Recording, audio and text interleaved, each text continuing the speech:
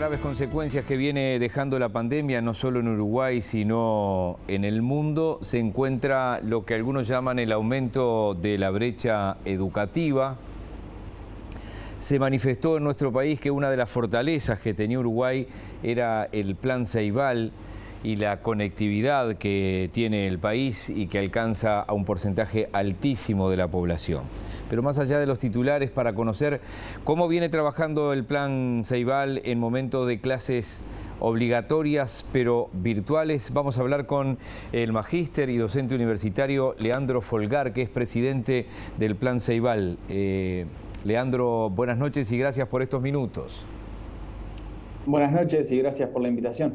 Bien, creo que sería bueno hacer una mínima presentación. El Plan Ceibal hoy alcanza a toda primaria pública, también alcanza a los privados en secundaria. ¿Qué alcanza tiene? ¿Cuántos son los que tienen la posibilidad de trabajar con el Plan Ceibal? Me refiero a los alumnos y docentes. Bien, hoy por hoy, básicamente la mayor parte de la cobertura de Ceibal está orientada a los estudiantes entre primero de escuela y tercero de liceo, y tenemos un universo de docentes de prácticamente la totalidad del sistema público. Hoy Ceibal cuenta con un universo o atendió un universo, cantidad de usuarios, documentos, digamos, usuarios únicos. El año pasado estaban en el entorno de 765.000 usuarios únicos, más o menos el universo al que sirve, que prácticamente es el universo total del sistema público nacional, más buena parte del sistema privado. Que esto funcione, y usted, aunque no estaba en este cargo, conoce muy bien la organización y lo que es el Plan Ceibal, también significa que hay que dar un respaldo tecnológico. ¿Cómo lo encontró eso al Plan Ceibal en el año pasado? Digo, la Ceibalita, para que se entienda, que se lleva a reparar, que hay que trabajar para entregarla lo más rápido posible. ¿Cómo los encontró el año pasado?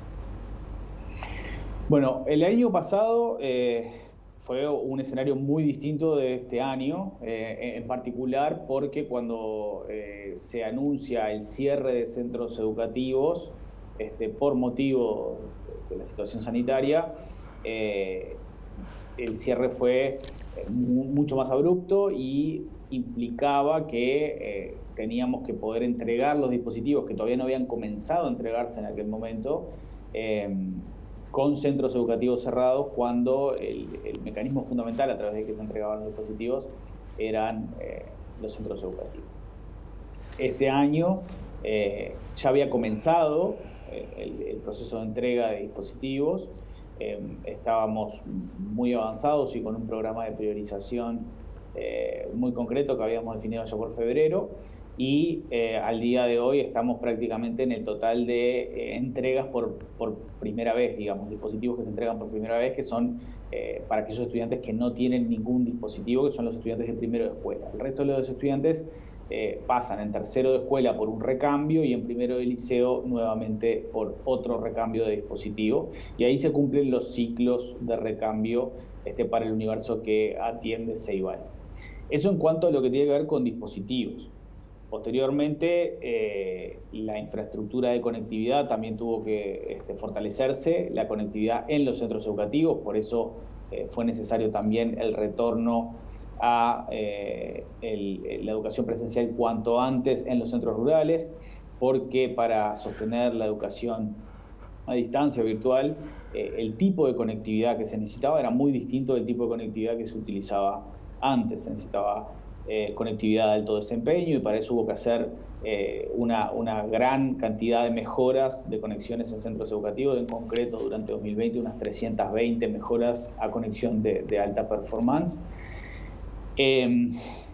principalmente en centros rurales, y después una gran cantidad de acciones para fortalecer el ecosistema de plataformas de Ceibal, para favorecer que la mayor cantidad de usuarios pudieran acceder a las plataformas y se encontraran con una experiencia lo más favorable posible. Para muchos usuarios que eran usuarios por primera vez, estamos hablando de que nosotros, previo al comienzo de esta situación, más o menos un 9% de la matrícula o del universo al que hoy atendemos estaba utilizando plataformas y nosotros luego pasamos básicamente a cubrir el 95% de la matrícula de primaria y el 92% en secundaria y prácticamente el 98% en docentes.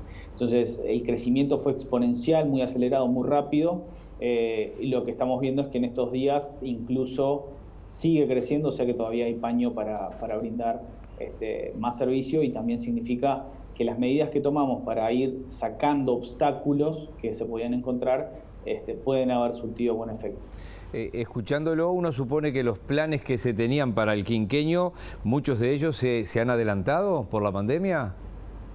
Sí, es interesante eso. Hay algunos fenómenos que se aceleraron, otros tal vez se retrasaron, pero es cierto que, bueno, había un objetivo concreto que era multiplicar la cantidad de usuarios que hacían buen uso de las plataformas en un número determinado, y se multiplicó por muchísimo más en muy poco tiempo, o sea que eso es un muy buen efecto, digamos, en un contexto no muy favorable, pero lo cierto es que en concreto lo que nosotros estamos viendo es que hay un gran pasaje de estudiantes y docentes al uso intensivo de plataformas durante el primer año, pero este año vemos un uso mucho más experto, mucho más intencionado y mucho más consciente, mucho más intencional. Y eso me parece que tiene que ver con que prácticamente 12.000 docentes el año pasado tomaron formación a través de las herramientas que pudimos brindar con Ceibal, además de que hubo sin duda otras acciones, que pudimos tener una estrategia más coordinada con la ANEP y que hemos trabajado en una interdependencia mucho más intencional también, que es uno de los objetivos que teníamos desde el comienzo, realmente pasar a una integración mucho más estratégica. Y desde 2020 hasta hoy nosotros pudimos pasar de la estrategia Ceibal en casa en su momento a Ceibal combinado cuando cierto grado de semipresencialidad fue posible, y ahora nos estamos moviendo hacia el plan final, que era, bueno, Ceibal integrado al sistema educativo y todas las estrategias tecnológicas, herramientas tecnológicas y dispositivos integrados en favor de más y mejores aprendizajes, que me parece que eso es lo que avisora el futuro, ¿no?